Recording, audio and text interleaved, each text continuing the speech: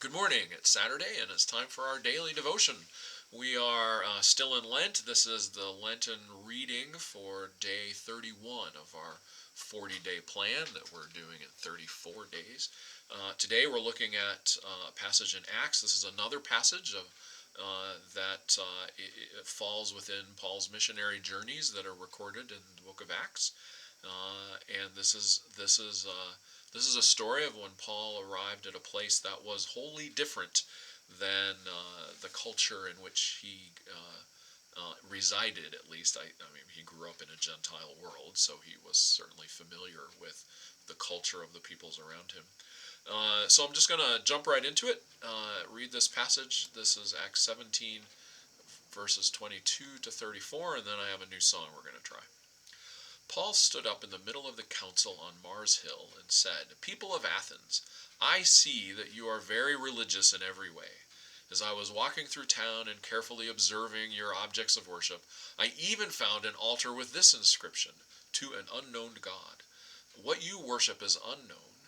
I now proclaim to you, God, who made the world and everything in it, is Lord of heaven and earth. He doesn't live in temples made with human hands.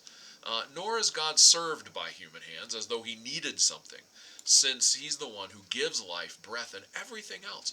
From one person, God created every human nation to live on the whole earth, having determined their appointed times and the boundaries of their lands. God made the nations so they would seek him, perhaps even reach out to him and find him. In fact, God isn't far away from any of us. In God we live, move, and exist. As some of your own poets said, we are his offspring.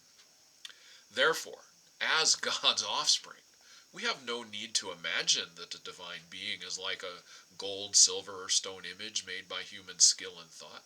God overlooks ignorance of these things in times past, but now directs everyone everywhere to change their hearts and lives. This is because God has set a day when God intends to judge the world justly by a man he has appointed. God has given proof of this to everyone by raising him from the dead. He's talking, of course, about Jesus. When they heard about the resurrection from the dead, some began to ridicule Paul. However, others said, "We'll hear from you about this again."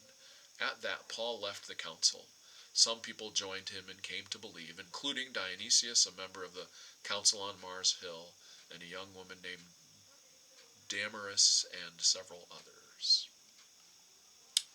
So the song I have today is called "God Made from One Blood," and it speaks from one of the verses here. You know, God made everyone from one person, and so it goes. Well, hopefully it goes like this. We'll see if I get it right. To be honest, I found this song and I learned it 5 minutes ago, so we'll see. Ba ba ba. God made from one blood all the families of earth, the circles of nurture that raised us from birth, companions who join us to walk through each stage of childhood and youth and adulthood and age. We turn to you, God, with our thanks and our tears, for all of the families we've known through the years, the intimate networks on whom we depend, of parents and partners and children and friends.